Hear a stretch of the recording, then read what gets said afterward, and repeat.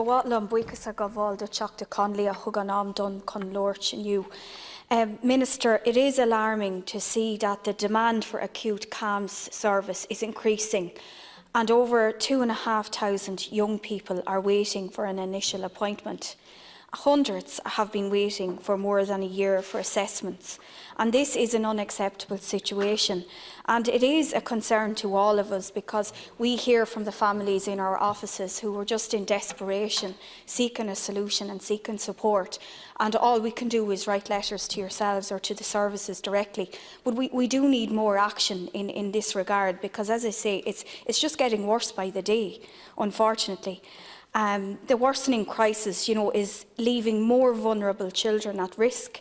I've seen cases where children, because the anxiety is so bad, have to leave the school that they're in and have to apply for home tuition. And that shouldn't be the case, because if the preventative measures were there, I believe it wouldn't reach that point. And, we really do need to take stock of what's happening and put actions in place. It is shameful, as I say, that preventative mechanisms and supports or services to deal with mental health problems before they become serious in both teenagers, children and adults, are not in place. And very often, as I say, the wait for children is too long. Teenagers and children can be in distress for over 12 months. It's not much different for adults, because I've seen adults also being put on a long waiting list and waiting for an appointment. It is unacceptable to have these waiting lists when we know so much more about mental health now. We've never had as many reviews and as much emphasis, and people are coming out and speaking about it. But, in the absence of action, we're going nowhere with this or getting to grips with it. It is worrying to see that we have doctors who haven't specialised in the area of mental health also trying to fill a gap, and that needs to be investigated and dealt with. And, in terms of the escalating crisis, it is a national scandal, and it is a failure of our system that children, the most vulnerable in society, are being admitted to adult wards.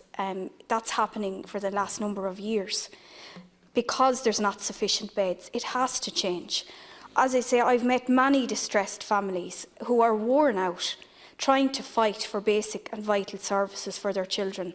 And they do feel frustrated and feel that they're doing this against the odds and with little or no support, in desperation, as I say, at times. If we didn't have organisations such as Jigsaw and other voluntary mental health services, and indeed many GA clubs throughout the state who have also helped and done their bit in terms of mental health, this crisis would be far worse. And thank God, that we have all of those people there in place to help and play their part. I want to take this opportunity to commend all of those people in these organisations within many communities. These organisations, as I say, are filling a gap left by the absence of other adequate services and support in our system. And this is failing children. And many of these organisations are finding it very difficult to continuously fill that gap. And many of them have said to me, that they are stretched to the limits, and we do need more HSE interventions. Adults living in rural, remote areas who experience social isolation have also been failed to a degree by the lack of supports.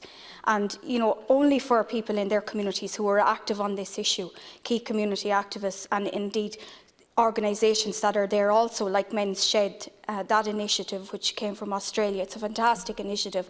I attended the briefing here a few months ago and was absolutely amazed at what they've achieved in such a short time. But if it weren't for those organisations stepping in and stepping up to the mark, we would be in a far worse situation today. I do feel that we need government-led initiatives in dealing with all of the problems across society, both young and old, men and women. We have to deal with the problem, and we have to have preventative measures. We need to respond now to a crisis that we face in a timely manner.